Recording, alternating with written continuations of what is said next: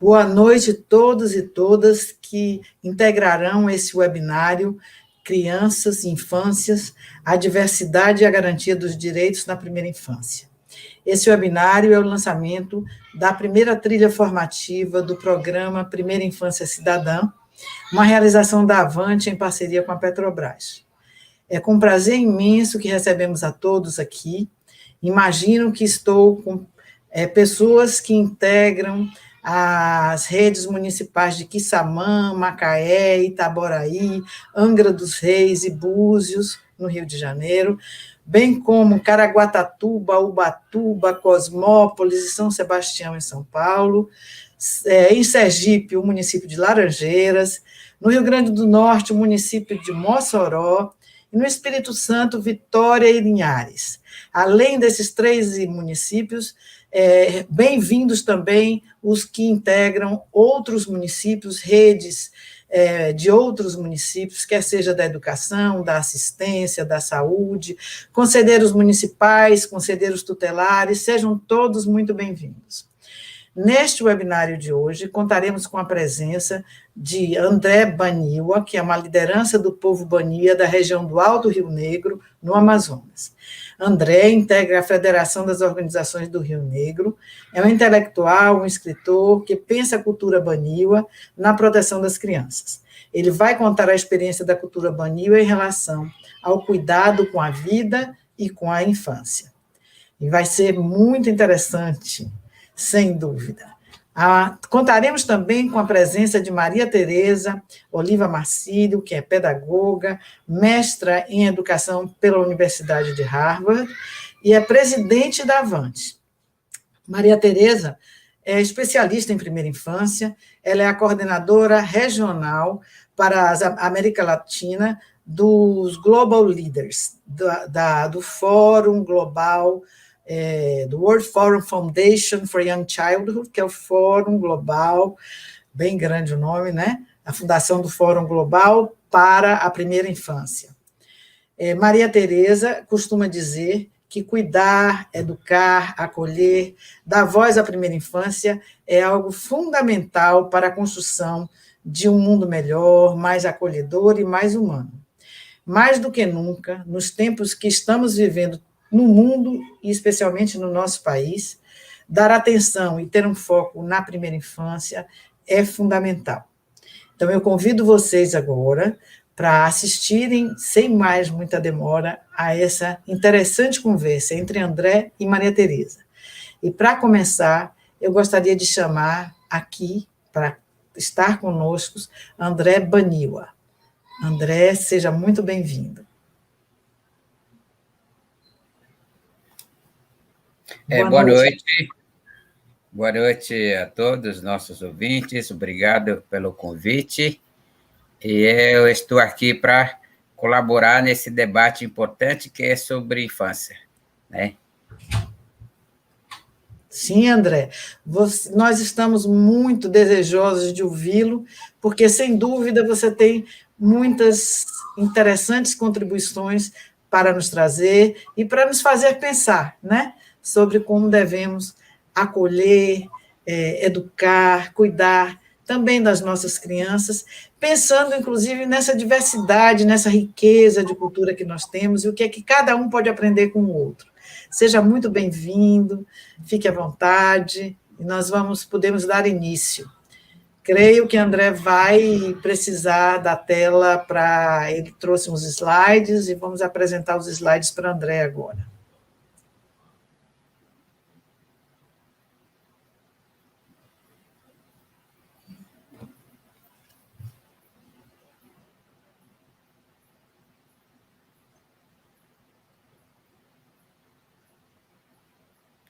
Ok, boa noite a todos.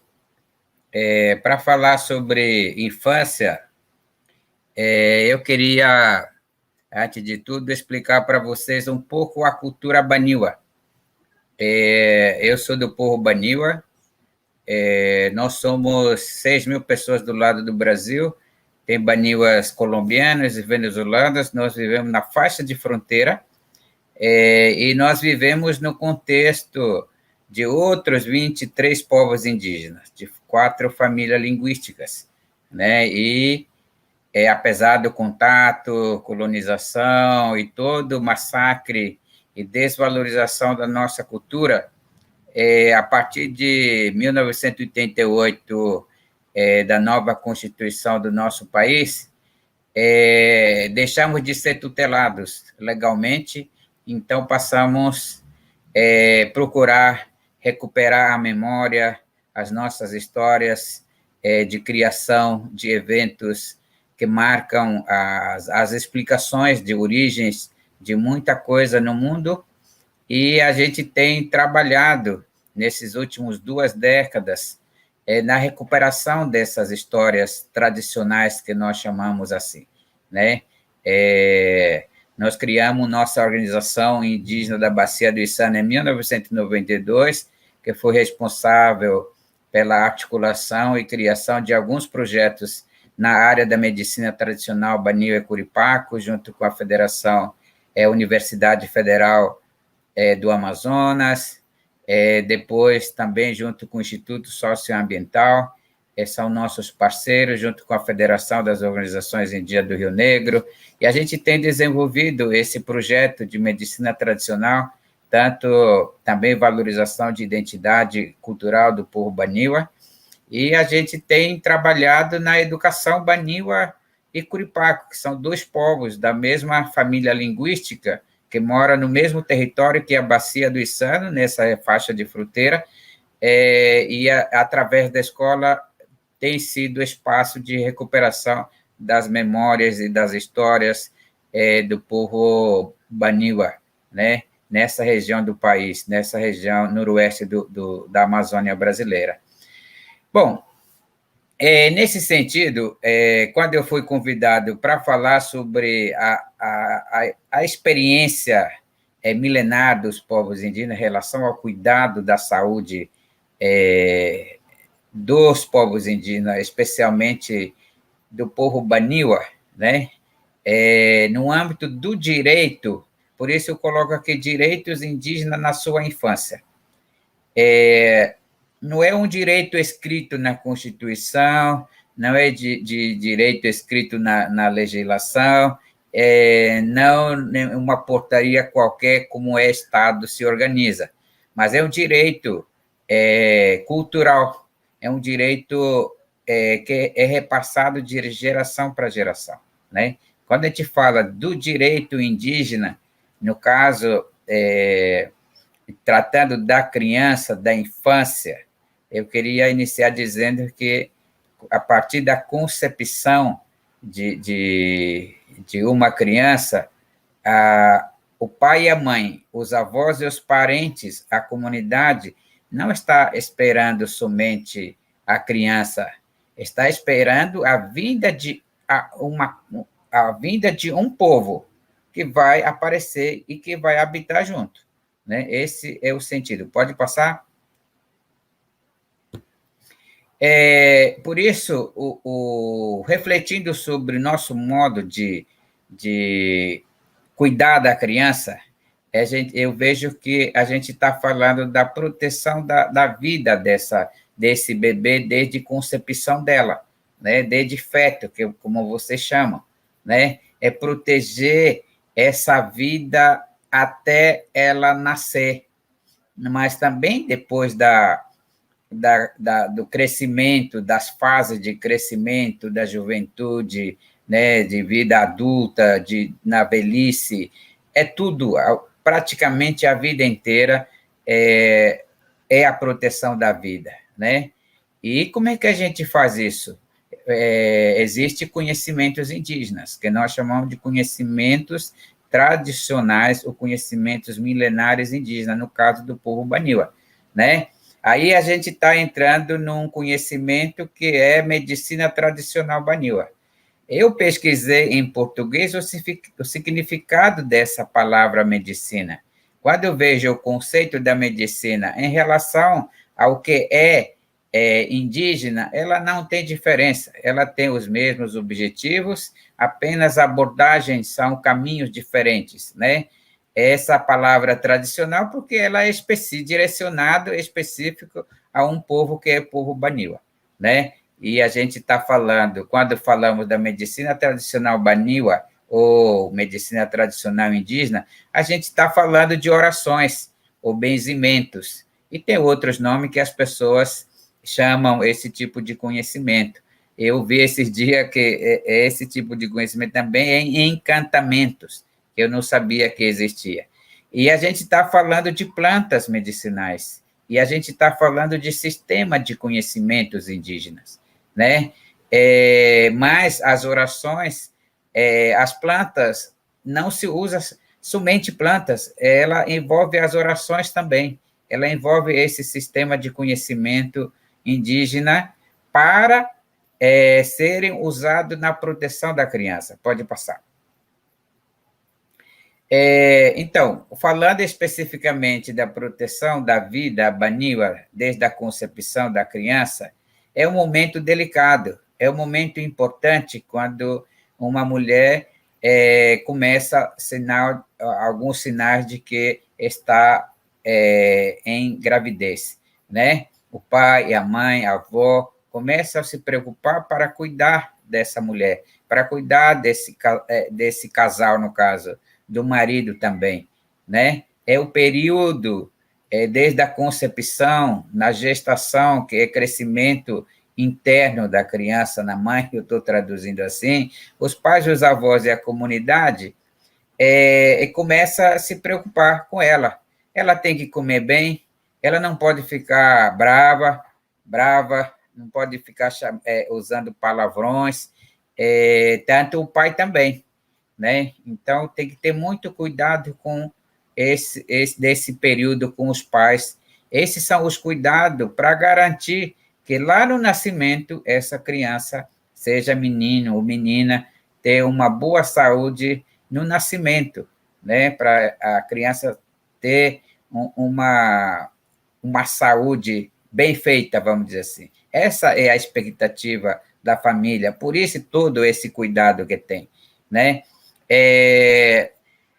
Em relação a antecedente que eu coloco aqui, é que na nossa vida, a criança que vai nascer, mas estou falando em relação aos pais, por isso, quando crescemos, já ouvindo, falando, desde pequenas, os nossos pais recomendam a gente ser obedientes. Se o pai me manda para fazer alguma coisa, eu tenho que fazer imediatamente. Se nossos pais pedirem, não faça isso, eu tenho que parar imediatamente. Se manda para ir buscar alguma coisa, eu tenho que ir imediatamente. Tudo isso, segundo nossa tradição, vai refletir na qualidade do parto do meu filho e do filho daquela mulher, né? Ou seja, tudo isso é um preparativo para que a mulher não sofra durante o parto também, porque tem parto natural, sem complicações, né? E o parto com complicações.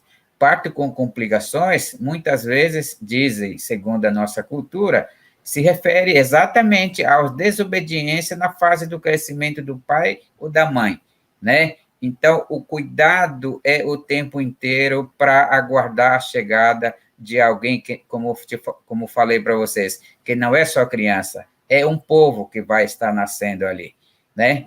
Bom, agora eu quero falar sobre o parto, né? Nessa fase de gestação, segundo a minha mãe, voltei a consultar, mais ou menos agora os meus pais também, para confirmar, já tinha falado com eles, tem também experiência vivida. Aos 5 meses, a mulher começa a tomar alguns remédios, que a gente chama de cudipé. É uma planta, ou é planta do mato, ou é planta cultivada dentro da roça, que a mulher toma bem pouquinho. Começa aí a preparativo para o parto natural, né? Na verdade, todo parto na cultura indígena é natural, não tem cesariana, né? Então, quando vem a dor do parto, esse cudipé que é uma planta que faz para tomar, aumenta o volume do remédio, que é para ajudar a facilitar o parto da criança, né? Esse faz parte do preparativo e esse proteção do local também. Falei para vocês lá atrás que a proteção se refere à oração, ao benzimento, né, para proteger a criança, né, para proteger aquele lugar, para que a criança, quando nasce, nasce do lugar protegido. Por que há essa preocupação?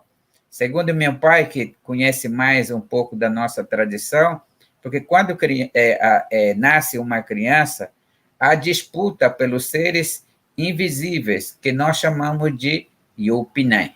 Esses Yopinais são seres, sei lá, espírito da mata, espírito dos bichos, dos animais, espírito da água, espírito de toda qualquer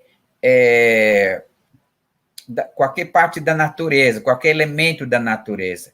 Então, quando ela nasce, é o período que todo mundo enxerga essa criança. Se enxergar, ela vai querer disputar para levar essa criança para si. Então, por isso, essa proteção. É a nossa cultura que explica isso, né? Então, você tem que proteger ela com poder de oração para que ela possa nascer e sem sem nenhum problema, para não adoecer logo imediatamente, né? Isso é o preparativo do parto. Pode passar? Quando nasceu a criança, vamos dizer assim, ele também é examinado. A palavra no hospital é exame da criança recém-nascida.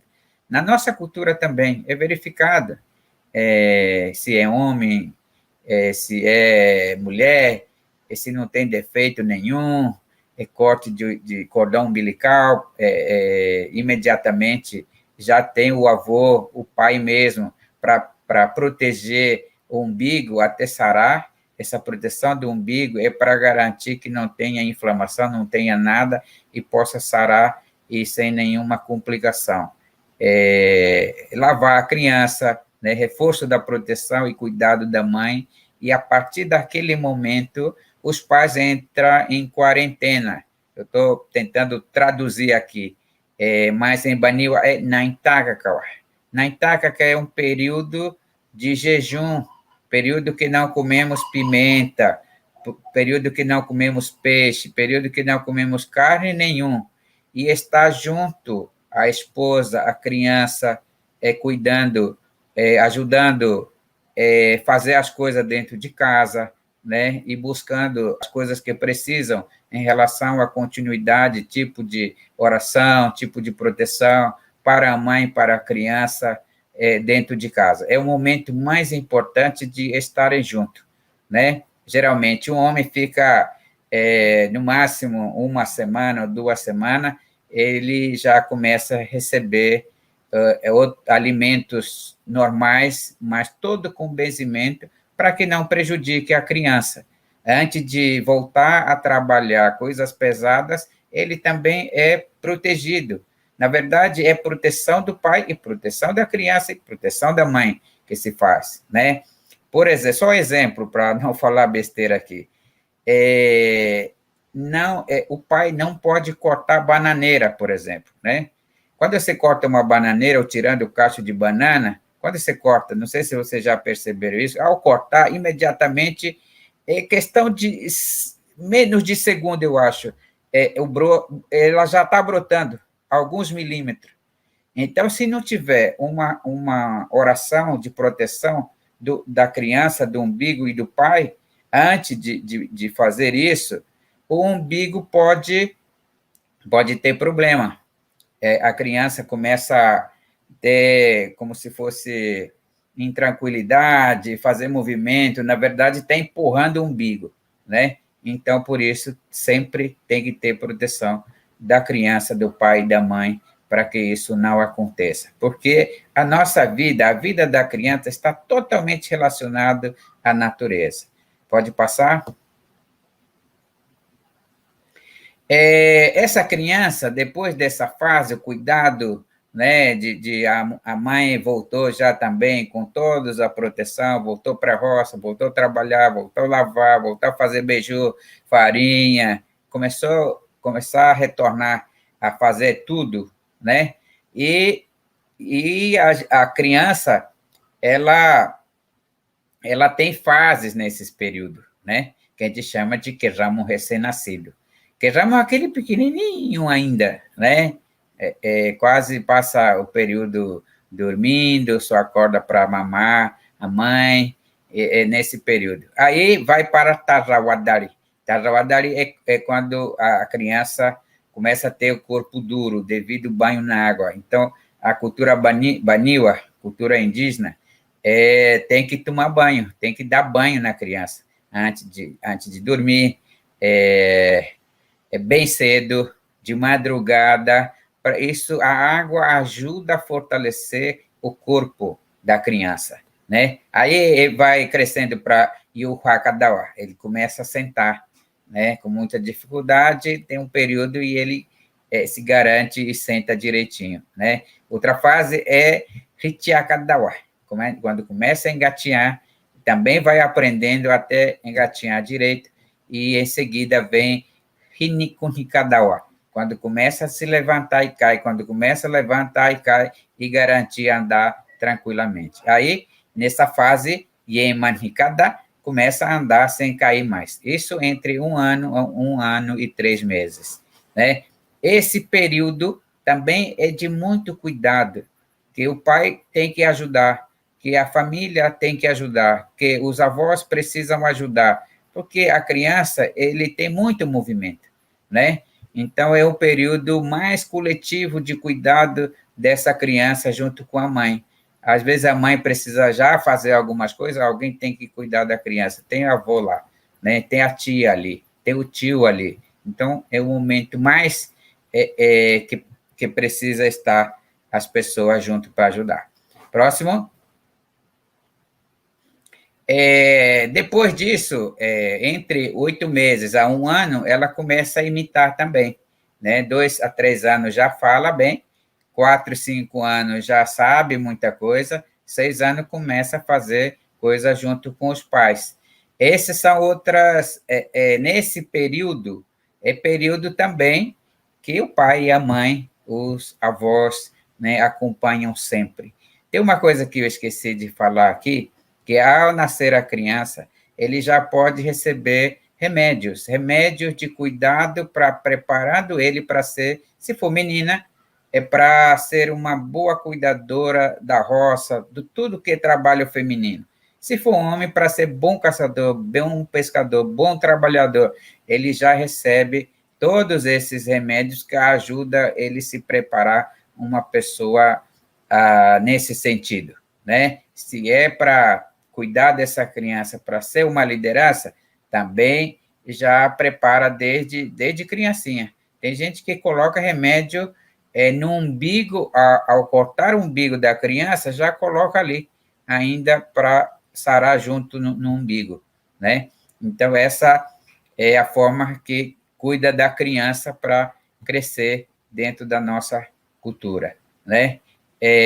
Bom, logo depois dessa quarentena, os pais, ele começa a andar junto com os pais na roça, na canoa, na pescaria e outras atividades. Por isso, na nossa cultura, é o período mais importante de você transmitir conhecimento da família, do povo, da cultura, é o período mais importante, né? E por isso, eu, pessoalmente, eu acho que a criança só deve ir para a escola, por exemplo, para a escola com 7 anos, exatamente para que essa criança possa receber muitos conhecimentos ainda dos pais. Então, depois de 7 anos, ele já carrega muita coisa que ele aprendeu junto com os pais, junto com a família, junto com a comunidade, junto com o povo dele, né? Pode passar? Então, se a gente pensar como direito da criança, né, evidentemente que eu falo aqui uma criança que seria normal, existe outro tipo de criança também, que tem problemas, mas toda criança ele tem direito à vida. Eu falava aqui no nosso preparativo que ninguém pede para nascer, né? Ninguém pede para nascer menino, ninguém pede para nascer menina. Essa pessoa, ele tem o direito à vida. Ele vem a partir do desejo da família, né? Tem vontade de ter uma criança, um filho, uma filha. Para quê? Para ajudar. Para quê? Para dar continuidade à geração, né? Para dar continuidade à geração daquele povo, daquela família, daquela comunidade ou daquele país, né? Então, por isso ele tem o direito à proteção da sua vida. Se alguém te desejou, te convidou para um determinado de serviço, ela tem que te dar essa proteção, ela tem que dar condição para você desenvolver aquilo que desejo, aquilo que é objetivo, aquilo que é meta para alcançar, né? Então, a pessoa não está vindo de graça, aleatoriamente, ele vem dentro de um objetivo de uma criança. É assim que eu entendo hoje em relação ao direito, né? Ele tem direito aos pais. A gente viu aí várias fases da criança, da gestação, né? Das primeiras fases muito curto, um atrás do outro da vida da criança. É o período que mais precisa dos pais, do carinho do pai, porque a criança chora, é alegre, canta, né? É o período de muito carinho para essa criança. Depois com 7 anos e 12 anos para frente, cada vez mais ele vai se afastando de você, né? Então, o período que você é maior que os pais devem estar junto com seus filhos são nesse período, né? E o direito aos avós. Os avós são importantes nas nossas vidas, né? Eu vejo na minha própria experiência, quando casei e tive primeiros filhos, praticamente não pensava essas coisas que eu estou falando para vocês.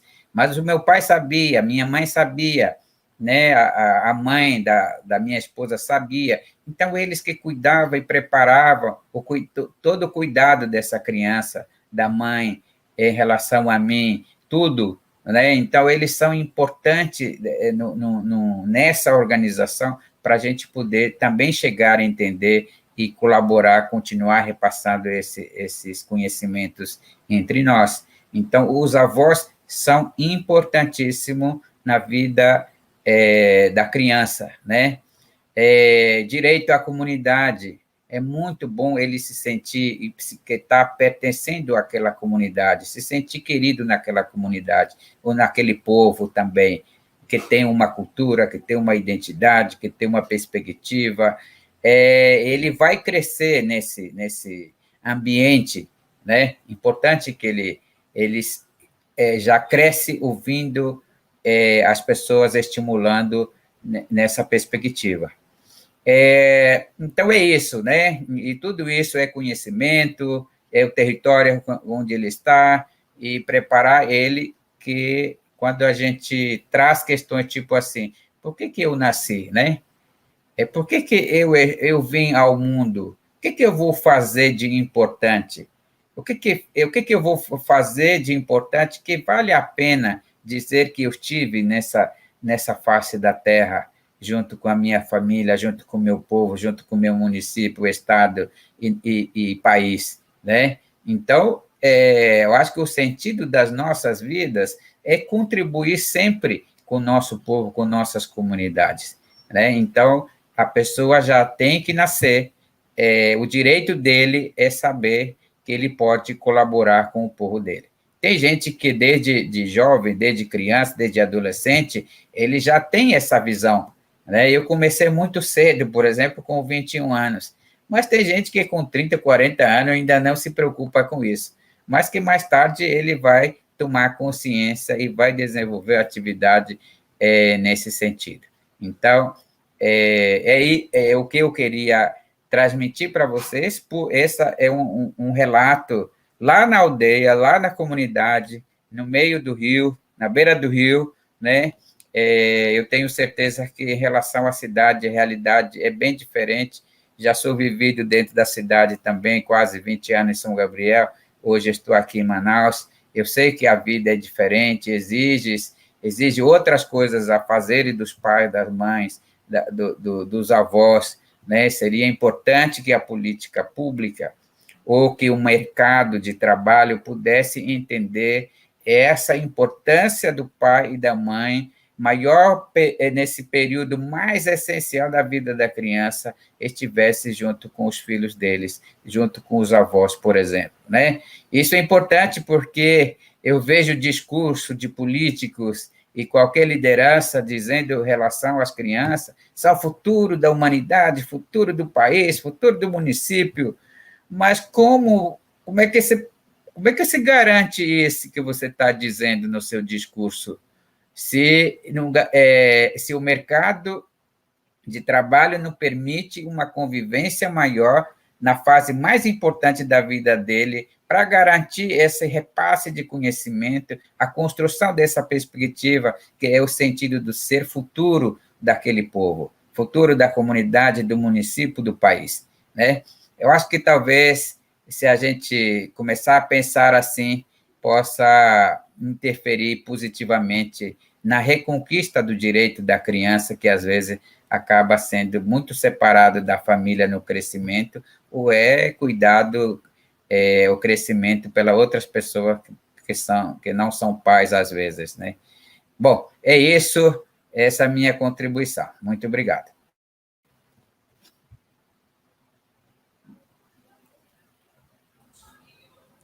André, quanta coisa bonita você trouxe, quanta contribuição, não é?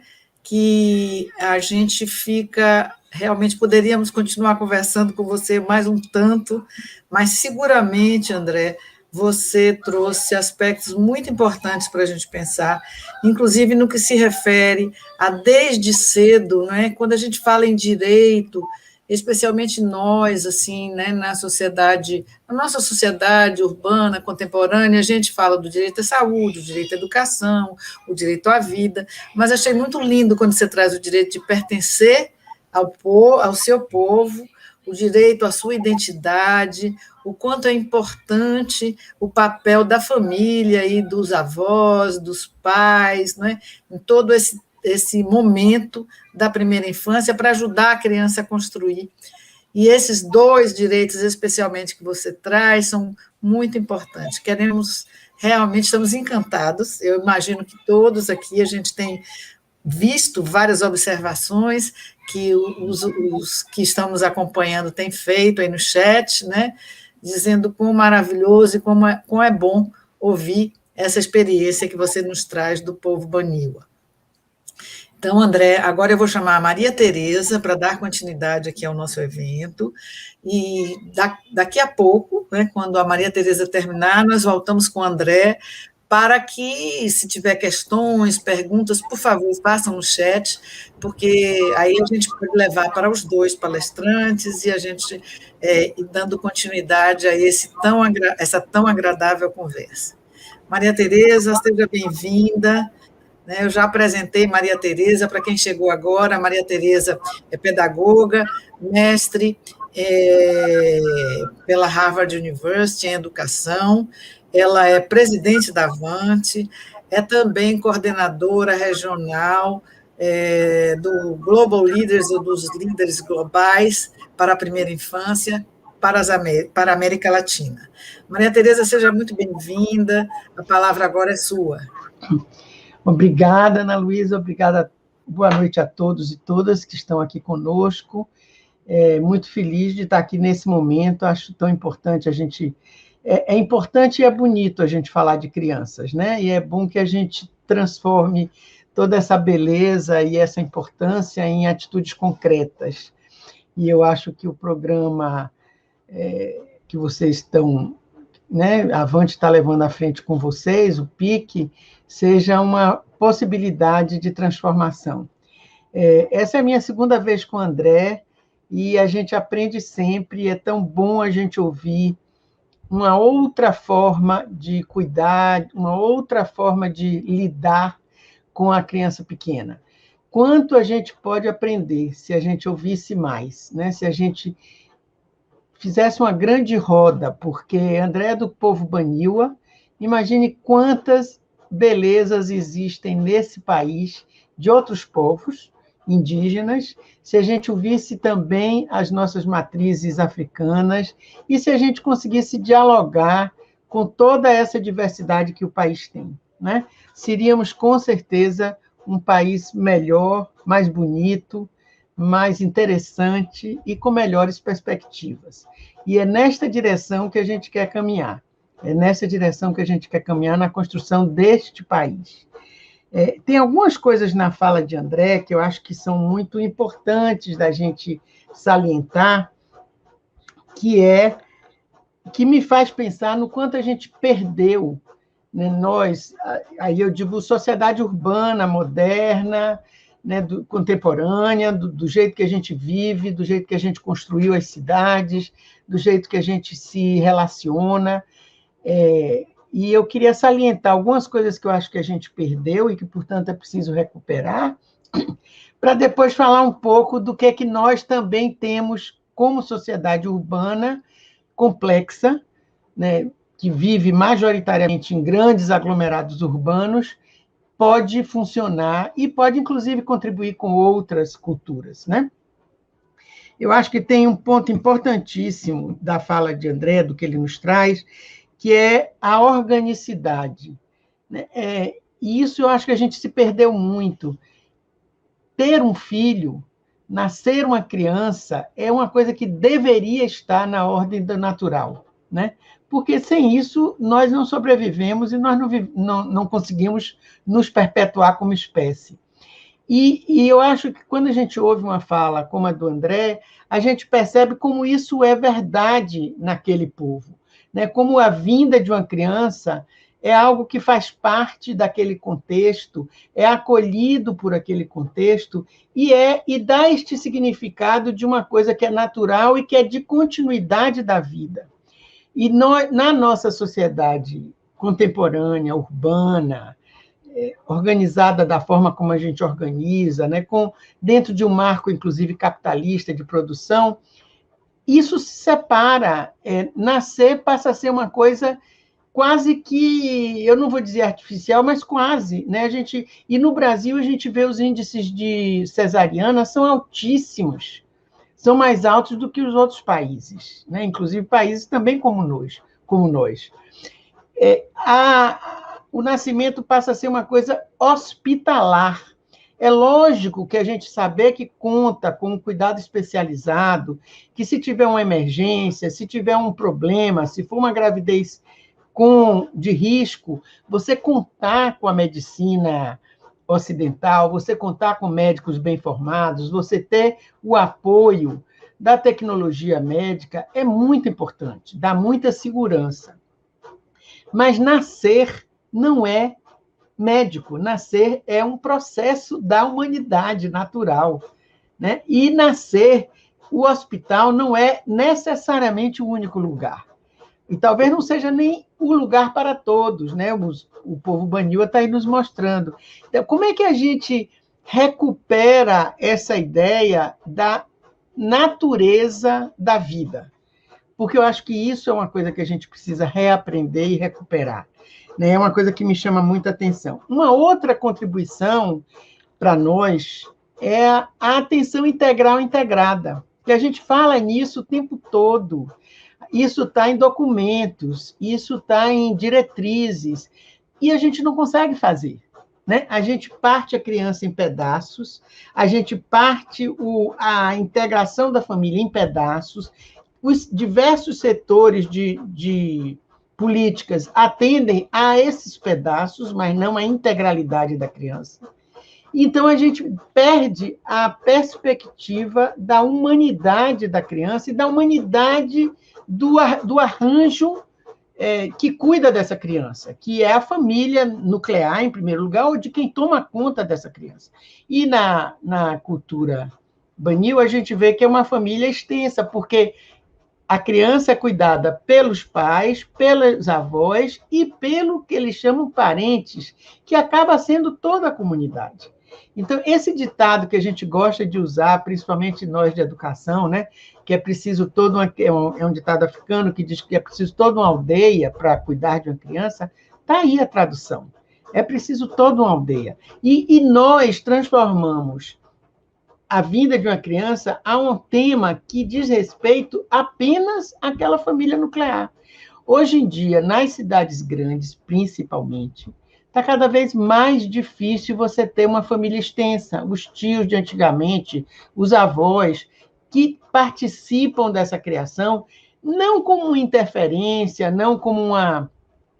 Mas, assim, buscar o apoio, buscar dar esse ambiente de acolhimento, de apoio, de tranquilidade para a família, pai, mãe e filho, e, no nosso caso, a gente sabe que nem sempre a diversidade familiar é muito grande também, mas, em todo caso, apoiar quem são os principais responsáveis por aquela criança que, como disse André, não pediu para vir ao mundo, né? Como é que a gente ajuda? Então, essa questão da atenção integral integrada, eu acho que é um exemplo. Uma outra coisa que eu acho muito interessante quando a gente ouve é a parentalidade, né? Você veja que o pai está implicado desde o início, desde a concepção. E ele é tratado como alguém que está, de fato, implicado. A gente levou anos e anos, e somente agora, em 2016, no Marco Legal da Primeira Infância, a gente conseguiu ampliar uma licença paternidade de 5 dias para 20.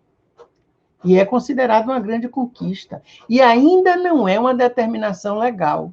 É algo que pode ser, que as empresas podem optar para. Então, como é que você quer que o homem, numa sociedade machista e complexa como a nossa, se responsabilize, que tenha um sentimento, né, que exerça sua sensibilidade com as crianças pequenas, que achem que carregar um bebê, que trocar uma fralda, que alimentar um bebê, não é uma coisa do outro mundo e não é só uma tarefa feminina. Como é que a gente quer que esses homens se impliquem se eles não têm nenhum tempo para ficar com a mãe e para acompanhar a mãe, né? Então, direito de ir nas consultas médicas, direito de participar do parto, direito de cuidar da criança, ele precisa ter um tempo. Algumas sociedades contemporâneas, ocidentais, já fazem isso, né? A gente tem um exemplo dos países escandinavos, na Suécia, em que a licença parental é de 1 ano e meio e é dividida. A mãe pode ficar 1 ano e meio, a mãe tem que ficar sempre os 8 primeiros meses, porque é a etapa de amamentação, então os primeiros 8 meses é da mulher. O resto pode ser dividido, pode o pai ficar e a mãe trabalhar, pode dividir meio a meio, enfim, já há um caminho, mas a gente ainda está nos inícios, e nossos patrícios indígenas poderiam nos ajudar a ampliar essa perspectiva, né? A outra coisa que eu acho interessante que ele traz é o reconhecimento da potência da infância. Você vê que ele botou lá naquele slide que a criança com 4 e 5 anos já sabe muito. E isso é uma perspectiva diferente. O nosso olhar para uma criança é sempre um olhar de superioridade. Eles são aqueles que não sabem, ou que sabem nada, ou muito pouco, né? Eles precisam ser ensinados. Esse reconhecimento da potência da infância está muito claro ali na fala do André, né? E de a criança se integrar ao meio em que ele vive, tomar banho cedo, vai para o rio com o pai ou com a mãe, não sei bem, mas parece que é uma tarefa lá dos pais, participar do cotidiano da família e da família ter essa disponibilidade de integrar. Então, eu acho que esses são aprendizados que toda vez que eu ouço, eu procuro me agarrar neles para poder defendê-los em outros espaços, mas agora eu queria falar um pouco de como nós nos organizamos como uma sociedade, né? Para além dos limites da diversidade dos povos indígenas. Eu acho que, em primeiro lugar, dizer que esta diversidade precisa ser respeitada, que não é, né? É muito recente na história do país o reconhecimento dos povos indígenas como não tutelados, como tendo direito a pleno a sua cultura, a sua língua, as suas formas de ser e de conviver. E, além de ser muito recente, estão sempre em risco, principalmente no momento em que nós estamos vivendo. Eu acho que talvez seja dos momentos mais críticos pós o estabelecimento pela Constituição Federal dos direitos. Nós estamos vivendo um momento muito crítico para todo o país, mas principalmente tem atingido fortemente os povos indígenas.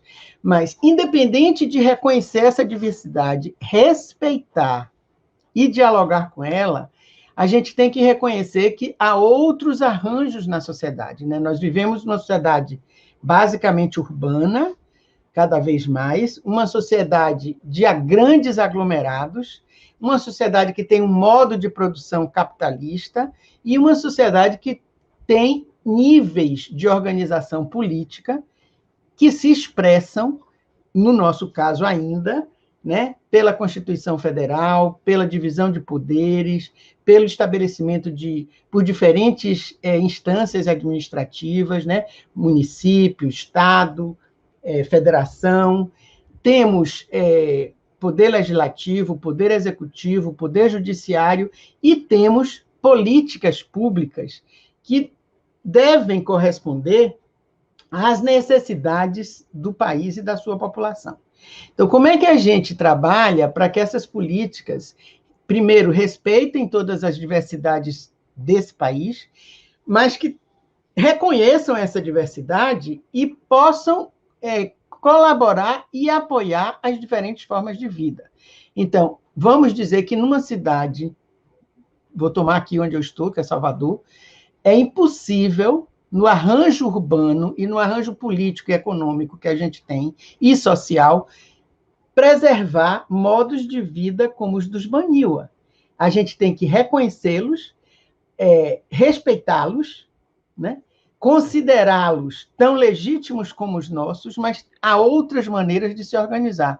E esta nossa maneira de organizar é que tem que aprender com eles, mas também tem que trazer coisas que são específicas da nossa realidade. Então, o que é que a gente faz? Que desafios nós temos para que as políticas públicas respeitem os direitos da criança, os direitos da mulher, os direitos da família, os direitos e que se construam cidades que sejam que valorizem a infância e que cuidem das infâncias.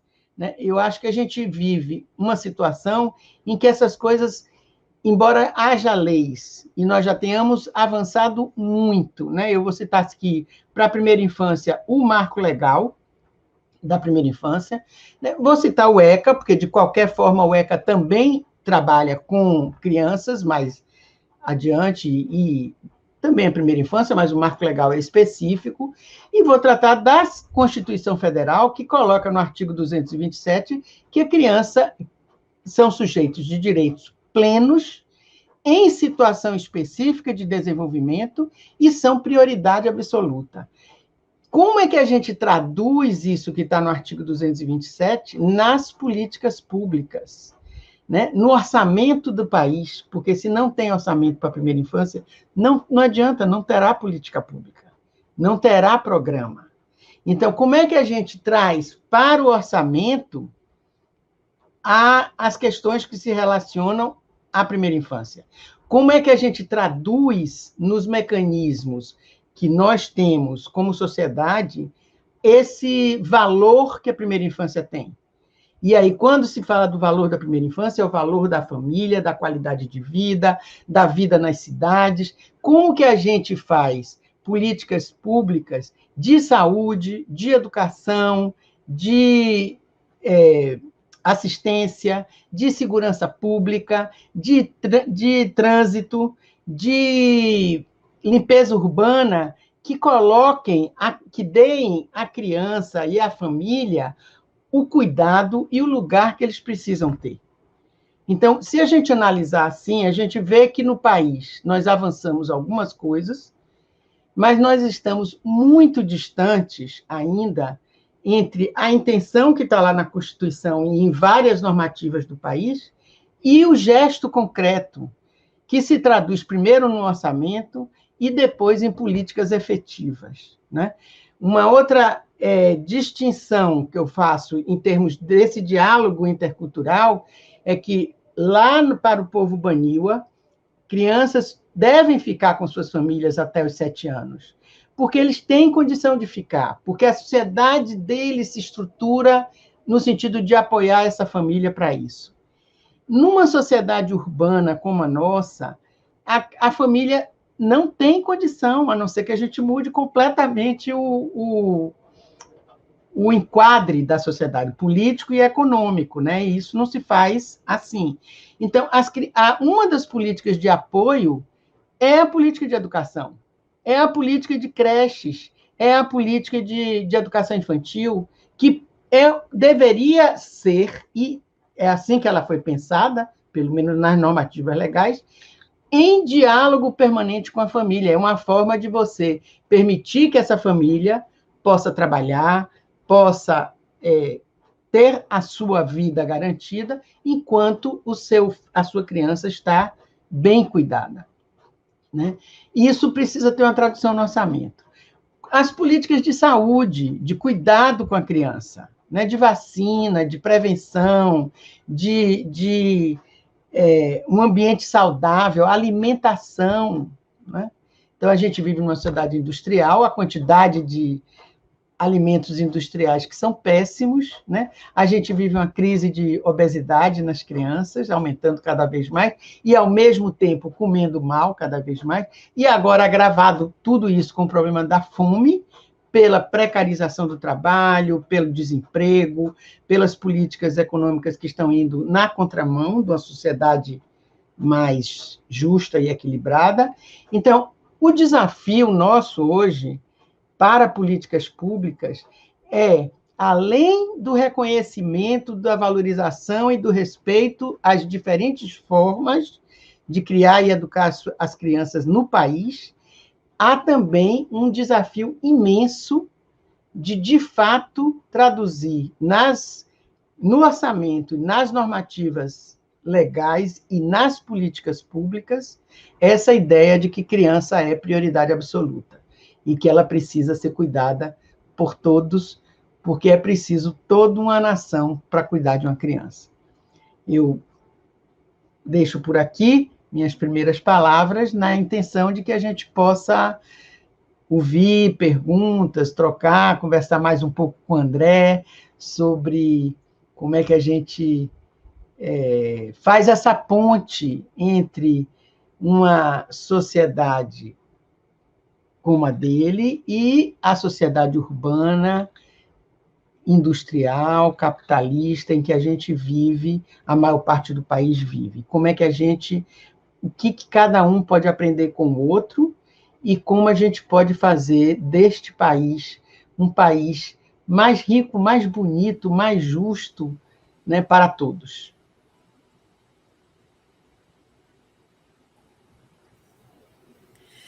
Maria Tereza, muito obrigada.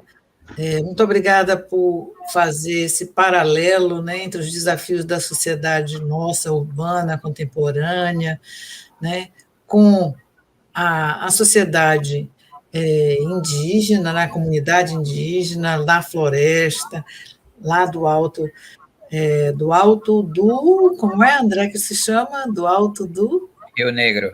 Rio Negro, e o que a gente pode aprender um com o outro. Eu acho muito importante, né, isso que você traz, das aprendizagens que essas infâncias e o modo de cuidar dessas infâncias podem trazer para nós. Foi bom também, muito bom, Tereza, você lembrar que, além da infância indígena, a gente, que não é uma só, não é? Porque, como o André disse, há muitas infâncias indígenas também, muitos jeitos de cuidar. A gente tem também as infâncias quilombolas, as infâncias de vários lugares, até mesmo de várias regiões, né, que são diferenciadas, o jeito de cuidar e de lidar, né, com essa infância, de acolher, de receber o filho, muito interessante. Mas a gente tem uma série de perguntas aqui que eu gostaria, então, de passar. Eu vou fazer uma para a André, uma para a Tereza, enquanto que um vai descansando, o outro vai respondendo, né, a que foi dirigida a cada um. André, eu trago uma que é a seguinte: a preocupação em relação à menina, quando tem a primeira menstruação e ao se tornar fértil, de engravidar cedo, sem estrutura física, como é que vocês lidam isso lá, o povo Baniwa? Ah, tá. Boa pergunta. Eu quero contar uma coisa contemporânea, mas também como se fazia na tradição, né? Na cultura Baniwa, esse período mais importante da vida, tanto da mulher, nessa primeira menstruação, mas também o homem também tem essa fase, né? Quando começa a ter primeiros sonhos, vendo a mulher no sonho. Isso é como se fosse a primeira menstruação da mulher. Essa fase, culturalmente, é quando pega uma menina para isola ela dentro da comunidade, no caso da mulher, dentro da maloca, antigamente, cercava ela para ninguém vê-la durante um período de tempo, e a família escolhia uns idosos, conhecidos, respeitados, que têm muitos conhecimentos, junto com a esposa, para repassar o conhecimento para essa menina, com acompanhamento do pai, da mãe, dos avós, mas eles sempre pediam alguém especial, reconhecido pela comunidade, pelo povo, para repassar esse conhecimento no período, às vezes, de 30 dias, né? Eu aproveito falar do menino também. No caso dos meninos, por causa de um que fica entre nesses períodos, acabava pegando vários meninos para levar para o mato.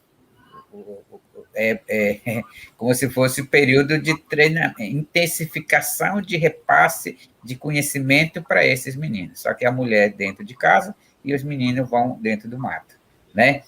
É o período também que eles não comem pimenta, não comem caça, peixe, não comem nada. É um período de receber conhecimentos. Tem comidas especiais nesse período para esse tipo de gente, né? Nessa fase. Culturalmente, é o início da maturidade.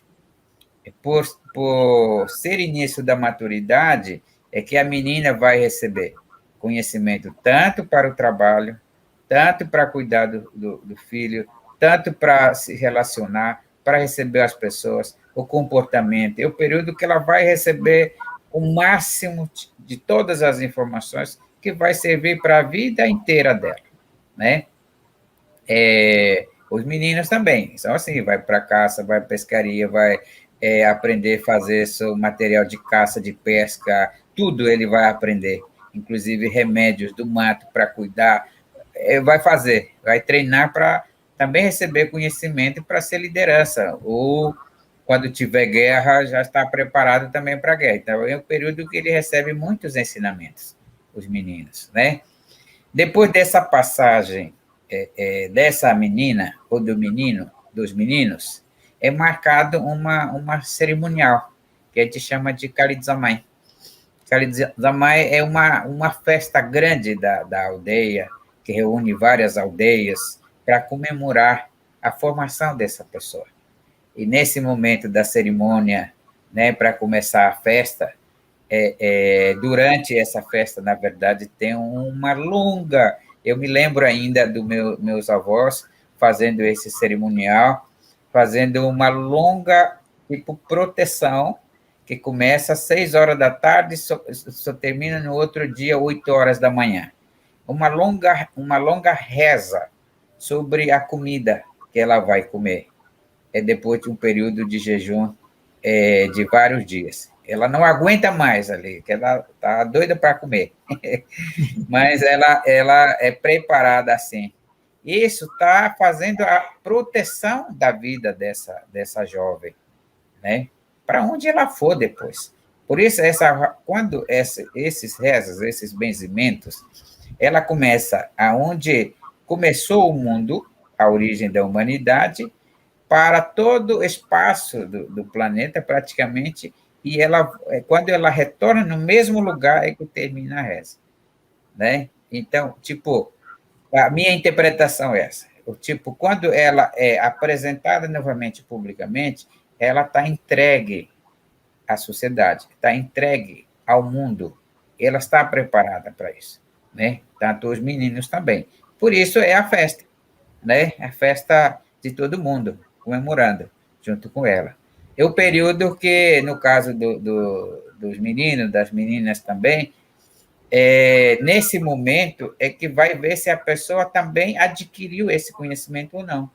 Esse instrutor que eu falei, que é um casal, ele vai falar publicamente o que ele repassou para essa menina, para esses meninos. É a minha interpretação novamente, porque eu acabo procurando essas histórias. É uma forma de proteger a vida dele também.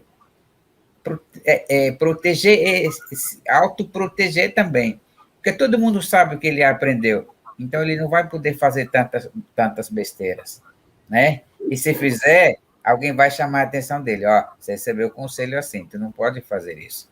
Então, existe o momento também de criar um controle social, porque nós, seres humanos, temos coisas boas na gente e tem coisas ruins na gente também, né? Então, esse é pedagogia, vamos dizer assim, indígena, de forma de repassar e controlar isso, né?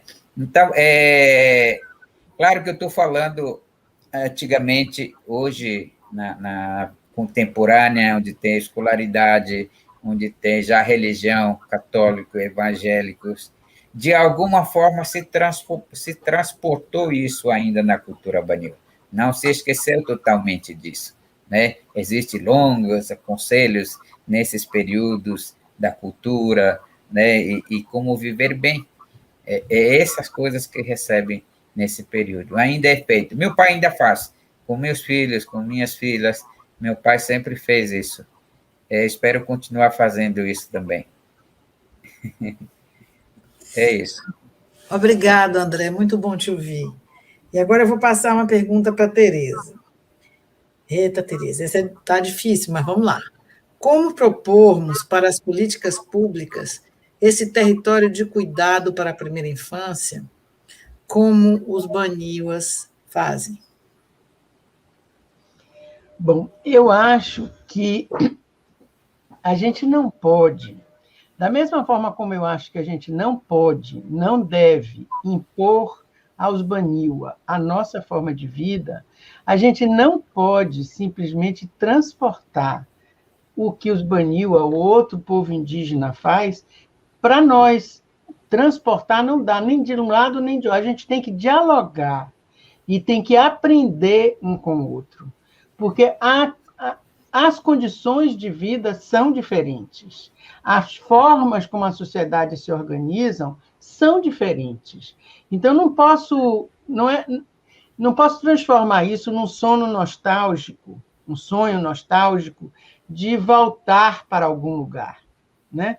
Nós somos uma sociedade urbana, nós somos uma sociedade que se organizou do modo capitalista, nós temos uma história por trás, né, de várias violências e várias destruições, e nós temos uma história de organização política. Nós somos hoje um país que está dentro de um marco legal de democracia, por mais frágil que ela esteja, por mais violentada que ela seja, mas a gente tem um marco de democracia, a gente tem um sistema de representação, a gente tem um sistema de legislação.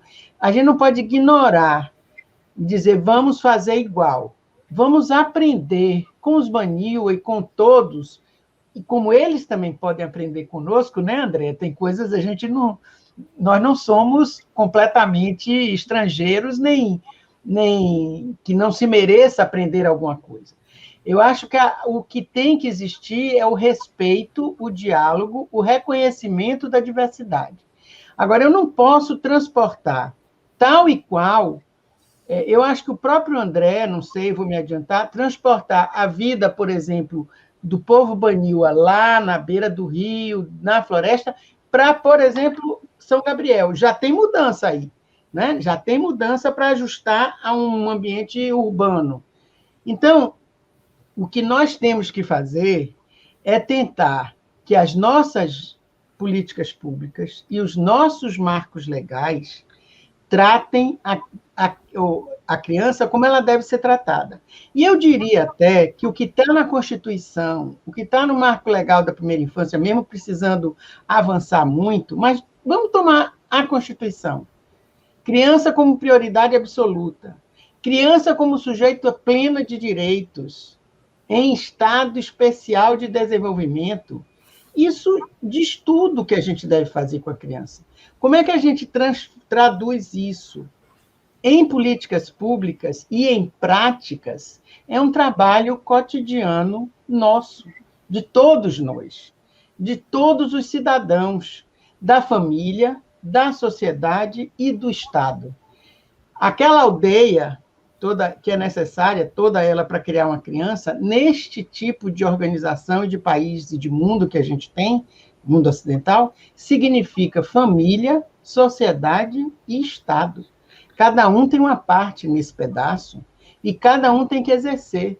Então, eu, como cidadã, tenho que cobrar. Eu tenho que cobrar que políticas públicas de atendimento à criança sejam, de fato, executadas. Para isso precisa ter orçamento, para isso precisa ter instrumentos legais dentro de cada território. Eu não posso esquecer, eu não posso, por exemplo, como é que eu quero que as crianças transitem na cidade como sujeitos se a cidade não é feita para elas? Se a cidade prioriza o carro, se a sociedade prioriza se a sociedade, por exemplo, agora, liberação de armas, né? Mas não só da agora, uma cidade violenta. A sociedade não tem cidades que não têm calçada para as crianças andarem.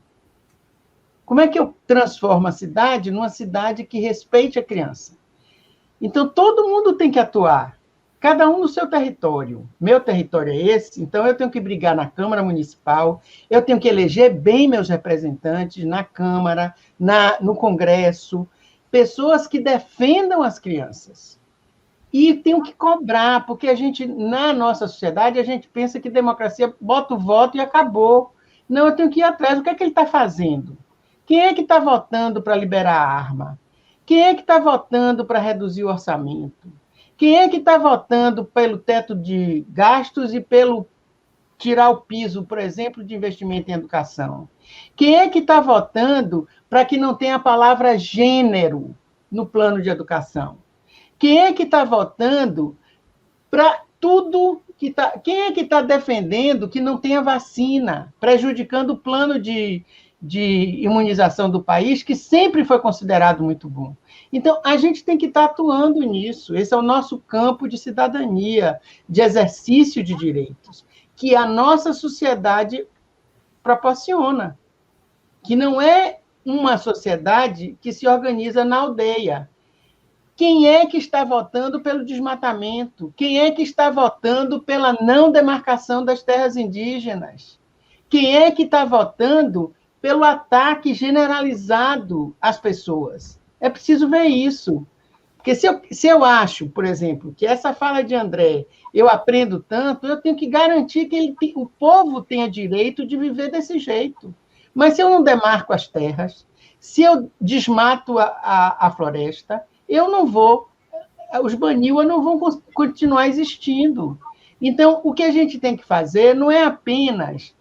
eu acho que a gente tem que se inspirar, dialogar e ver o que cada um pode contribuir para o outro. Mas o que a gente tem que lutar é pela existência e pelo respeito a todos e pelo cuidado com a primeira infância. Não sei se eu respondi, não é fácil, mas é por aí que eu penso. Tereza, eu acho que foi uma resposta que nos leva a pensar sobre o papel de todos nós, né, de cada um de nós, porque às vezes a gente também idealiza uma sociedade, como a gente idealiza a democracia, como a gente idealiza, né, algumas questões, e, na verdade, a gente tem que atuar muito, né, nos nossos lugares, nos nossos papéis, né, para que a gente possa ter realmente uma sociedade mais respeitosa, não só para com a primeira infância, mas para com todos os cidadãos, não é? Mas especialmente a gente falando da primeira infância, e é onde tudo começa, né? Quando a gente respeita a primeira infância, a gente tende a respeitar os outros também. Vai uma pergunta agora para André. André, caso haja complicações no parto e outros problemas de saúde que o povo não consegue, o povo Baniba não consegue resolver ali, né, na comunidade, há possibilidade de outra intervenção, por exemplo, no parto, sem ser o parto natural? Como é que vocês fazem? Para onde vocês vão? Como é que vocês lidam com isso? Bom, tem complicações às vezes, né? Tem um parto que às vezes não tem nenhum problema, basta esses cuidados que eu falei, mas sempre, às vezes tem uma complicação mais forte, que é ou não, tipo, dificuldade de nascimento, né? Aí, na nossa cultura ainda, estou falando, tem especialistas que sabem tirar isso. Alguém provocou isso, né? O Yupinen, como falei, são seres que a gente não enxerga, as consequências desobediência lá na fase de crescimento da juventude, ou alguém provocou isso, né? Então, a figura do benzedor ou do pajé é que tira isso para nascimento da criança, né? Essa é a primeira coisa que dentro da comunidade. Hoje em dia, como não tem mais tantos esses benzedores e pajés, né? E acaba sempre levando para a cidade, mas é muito, muito pouco ainda, muito pouco, porque a tradição ainda é muito forte. Utilização de plantas, orações, essas coisas ainda é muito forte. Mas há essa opção, porque hoje a gente tem Distrito Sanitário Especial Indígena e tem polo base lá, à proximidade das aldeias, e que podem ser acionados para resgate dessa mulher, para levá-la para a cidade, né? E acaba, às vezes, sofrendo cesariana, ou porque não se cuidou ou não quis também pagelança por causa das crenças atuais, né? Porque as crenças, as religiões de hoje em dia, ela condena a figura do pajé, né? Mas condenar a figura do pajé acabar com o sistema de proteção da vida nossos, né? Mas é essa a história. Mas a gente busca, sim, esses atendimentos pelo sistema. Ok. Muito obrigada, André. Maria Tereza, vai uma pergunta agora interessante.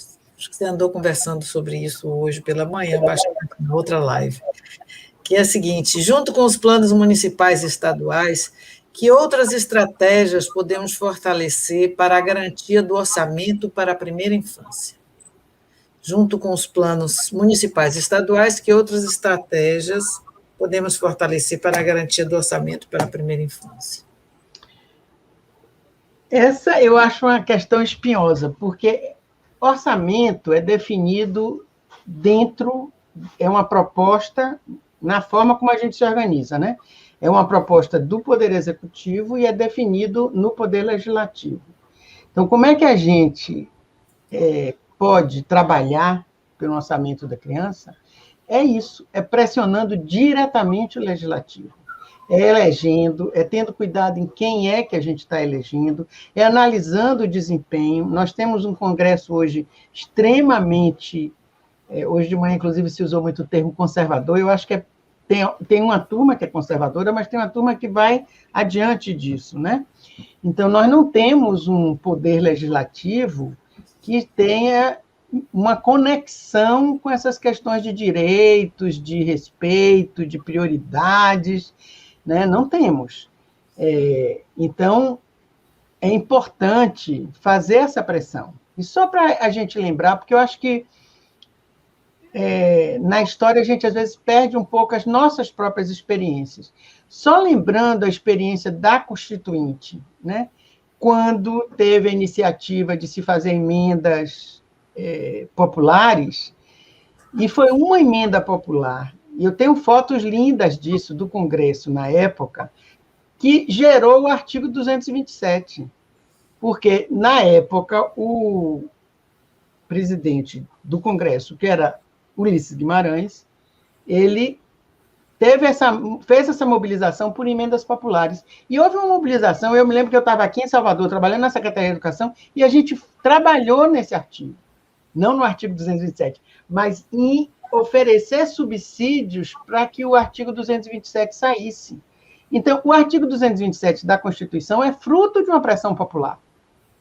Foi a sociedade daquela época que quis que estivesse na Constituição a criança como sujeito pleno de direitos e prioridade absoluta. Então, é esse tipo de pressão que a gente tem que continuar fazendo. A pressão para ver... Eu citei algumas coisas, né? Quem é que está votando contra a demarcação? Quem é que está votando pelo desmatamento? Quem é que está votando pela diminuição de recursos para a educação? Quem é que está votando? É nesse cenário que se realizam, que se produzem as políticas. É no cenário da política, então eu não posso ignorar isso. E, infelizmente, a gente vem de um período recente em que política é quase nome feio, mas política a gente faz todo dia. Nós somos seres políticos, e fora da política a gente não tem salvação.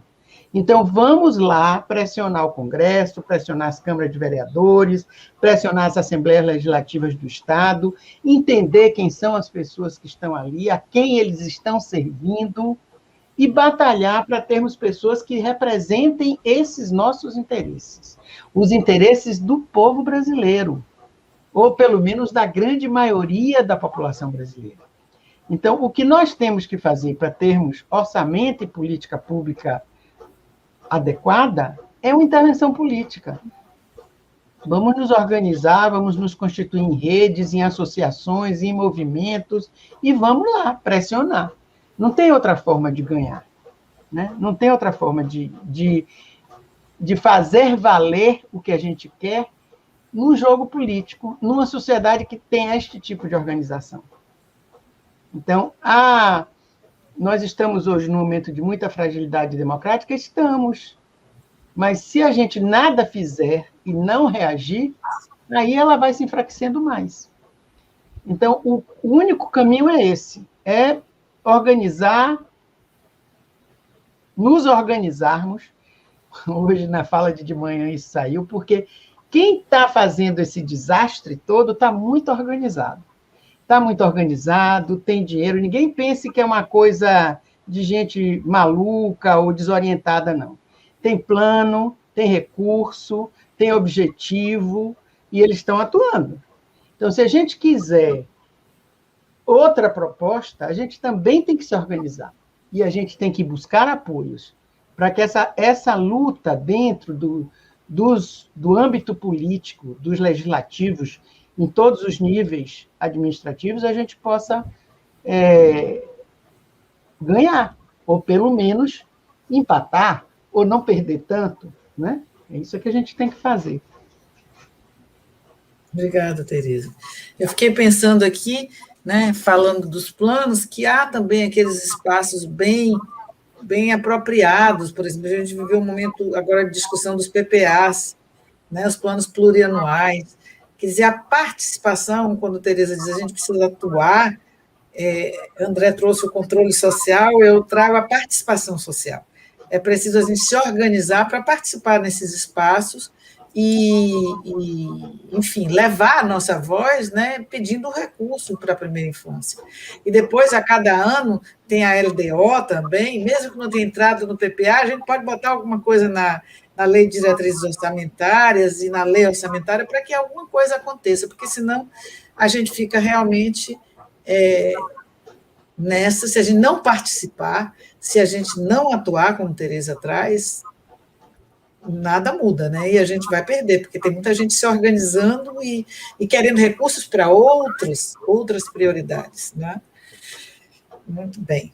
André, agora vamos para mais uma pergunta para você. Na verdade, é uma colocação e uma pergunta, né? Então, a pessoa diz assim, André, li um artigo que afirma que é nas águas que as crianças Baniwa aprendem várias habilidades importantes para o seu cotidiano.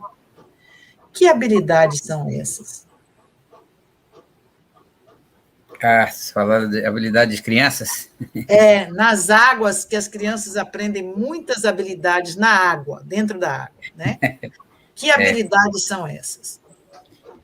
Na água, bom, a criança ele aprende a nadar, por exemplo, né, de perder medo, de pescar, de conhecer os perigos também da água, cuidado com a água. Então, as crianças elas sabem nadar muito cedo. Essa habilidade é número 1 de nadar.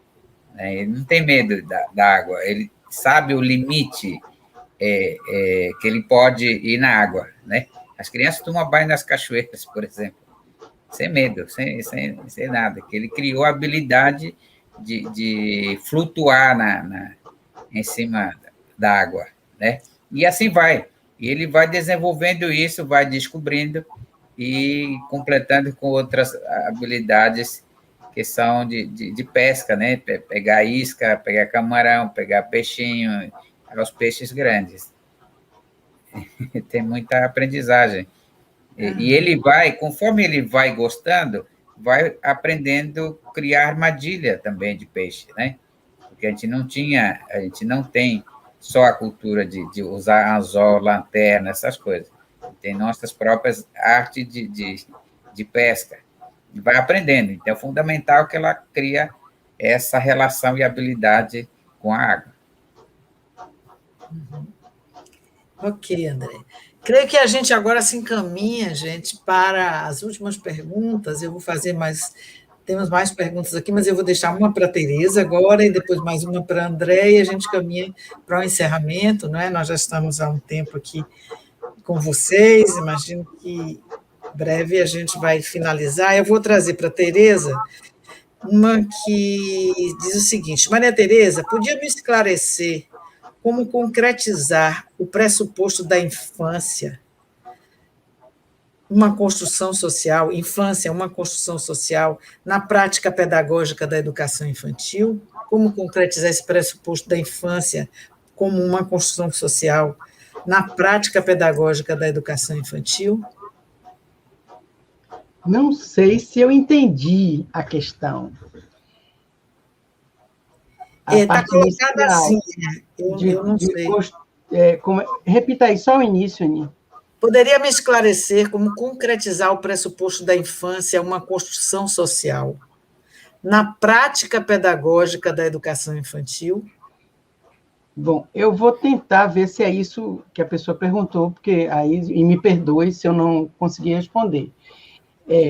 A infância como uma construção social, o entendimento que eu faço disso é que, obviamente, não existe uma infância, existem infâncias, né? Que dependem dos contextos, das culturas e dos tempos, né? A infância hoje, mesmo que a gente considerasse uma só, não é a infância do início do século, nem do século passado. Não existe a infância urbana, não é a mesma do campo, não é a mesma da população ribeirinha, não é a mesma dos quilombolas, não é a mesma da imensa variedade de povos indígenas. Então, existem infâncias. Nesse sentido, que eu entendo como construção social, é porque de cada lugar você olha para ela de um jeito, né? Embora haja, obviamente, condicionantes que são universais. Então, crianças são seres em desenvolvimento em qualquer lugar. Aqui, na China, nos Baniwa, na África, onde for, criança é um ser em desenvolvimento, é um ser que não chegou ao seu maturidade. Então, isso é comum. Agora, o que é infância, e o meu olhar para a infância é um olhar condicionado histórica, social, politicamente, não resta dúvida. Agora, como é que isso se traduz numa prática pedagógica? Eu acho que a prática pedagógica deve levar em conta a situação da criança como um ser em desenvolvimento, como um ser potente, porque ele chega ao mundo com toda essa potência, né? Ele chega ao mundo para dar, para se entregar, então ele é um ser que tem que ser acolhido, protegido, cuidado e respeitado nessa sua condição de ser em desenvolvimento. E aí eu vou tratar de lidar com as questões que o lugar onde ela nasceu, quais são os valores e vamos dizer assim, os pressupostos para lidar com a criança. E é por isso que, por exemplo, a gente aprende tanto ouvindo outra cultura falar sobre como cuida e como lida com a infância, porque não é da mesma forma. Cada lugar tem que, na sua pedagogia, seja na educação infantil nossa, seja no jeito como os baniwas criam, cada forma de educar tem que, primeiro, acolher, respeitar, cuidar e acreditar neste ser como um ser de potência. E, em segundo, aquilo, na fala de André, ficou muito claro, né? Quais são as crenças, quais são os acordos daquele povo que precisam estar ali para cuidar da criança. Cada um tem que fazer isso, né? Cada lugar tem o seu sistema. E é isso que tem que ser trazido dentro da educação. Para isso, é preciso ter uma formação de pessoas abertas para a cultura, abertas para... Porque, inclusive, quando a gente fala assim, uma sociedade urbana como a nossa, etc., mas quanta diversidade tem nesse grupo? Diversidade étnica, diversidade social, diversidade física, e tudo isso está junto, vamos dizer, num ambiente escolar. Então, o professor tem que saber lidar com tudo isso, garantindo, principalmente, a centralidade da criança. E, nesse ponto, eu diria que os nossos documentos legais de educação são muito bons. Se a gente pegar as diretrizes curriculares nacionais de educação infantil, e se a gente pegar a Base Nacional de Educação Infantil, eu faço questão de dizer isso, porque infelizmente, sobre as outras eu não respondo, mas a Base Nacional Curricular Comum de Educação Infantil conseguiu colocar a criança como centro da educação. Conseguiu dizer que a base tem que circular em torno dos direitos de aprendizagem dessa criança. Conseguiu dizer que a criança aprende pelas interações e pelas brincadeiras. E conseguiu dizer que as atividades se organizam em campos de experiência, e não em áreas, e não em atividades pré-determinadas pelo adulto. Então, a gente tem uma base boa, legal, para trabalhar. Preciso trabalhar. E partir da ideia do acolhimento, do respeito e da valorização da potência dessa criança. Não sei se eu respondi. Muito obrigada, Maria Tereza. E, André, a última pergunta para a gente encerrar. Eu gostaria que, depois dessa pergunta, você também apresentasse as suas despedidas e a gente passe para a Maria Tereza, porque já chegamos aqui ao final. Como eu disse, a gente podia conversar muito, porque tem muitas perguntas e também vocês têm muito a dizer, não é? Uma pergunta que está aqui é o seguinte: gostaria muito de saber se na cultura da comunidade baniwa prioriza a questão do aleitamento materno. Totalmente. Totalmente. Porque o aleitamento materno, que se chama, é o elemento essencial, né, de proteção da criança.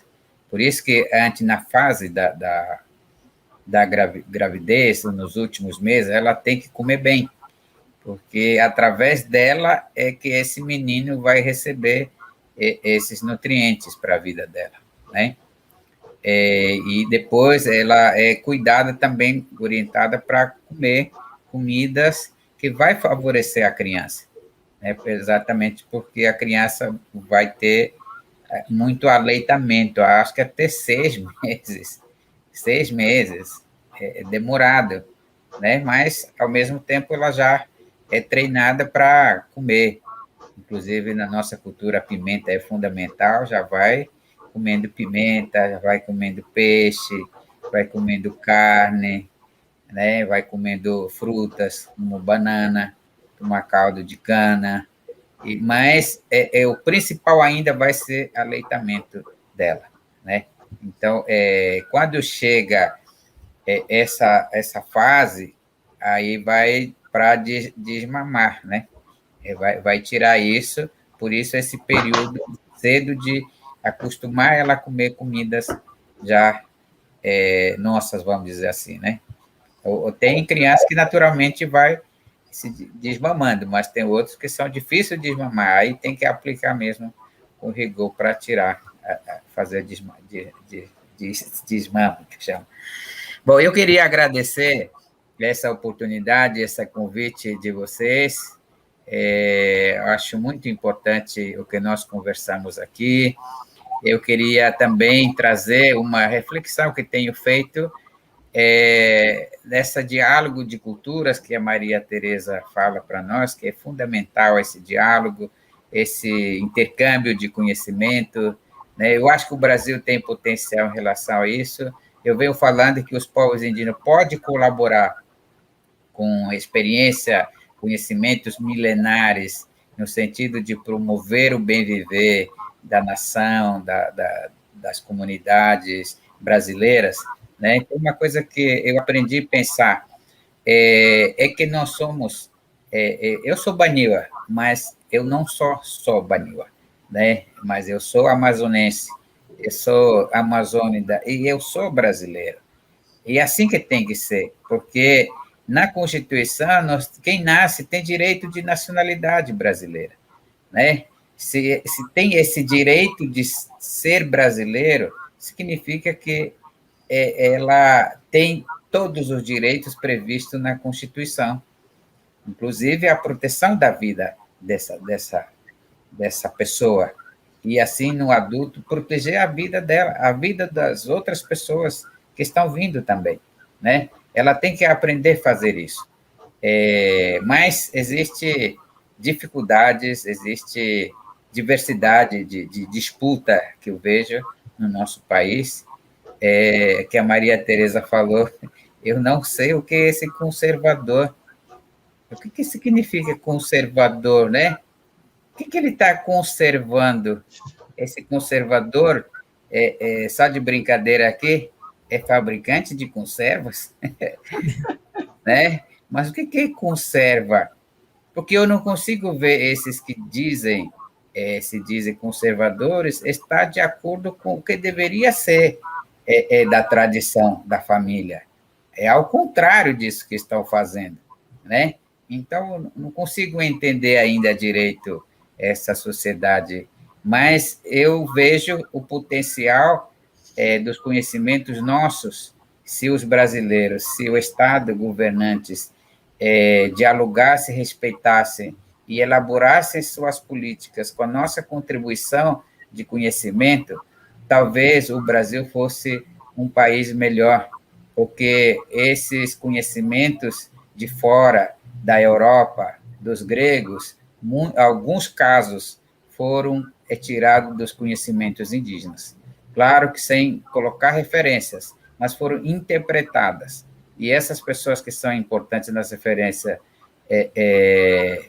para os intelectuais, né? Então, a gente poderia criar, desenvolver nossas próprias fontes de referência bibliográficas aqui no nosso próprio país.